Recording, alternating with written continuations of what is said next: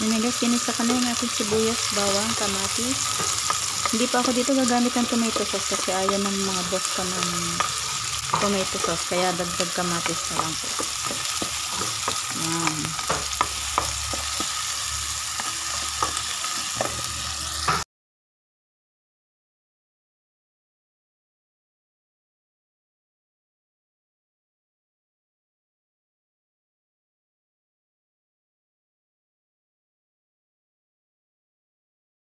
Ipiprito ko muna yung aking carrot at saka yung patatas. Wala akong kamote kaya ito yung gagamitin ko, patatas carrot na lang.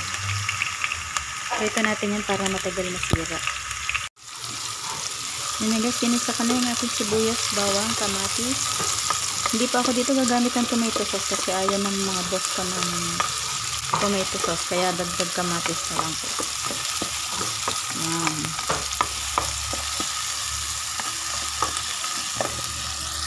Ayan guys, lagay ko na yung karne. Ayan, medyo binabad ko ng babya para malasa siya. Ayan.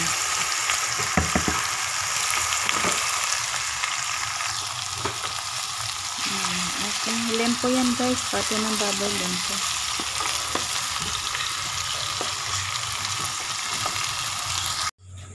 Ito na guys, luto na po yung aking pochero.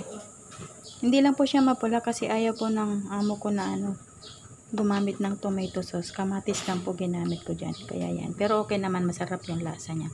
Tsaka nagdagdag ako dyan ng chorizo kasi medyo Chinese style. Kasi amo ko Chinese. So nagdagdag ako dyan ng chorizo.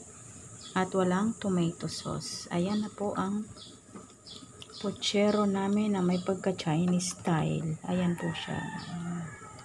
Yan na po ulit mga kaglits. Hanggang po sa susunod na upload. Mga gusto pa po dyan mag-subscribe sa Glitz Vlog TV po.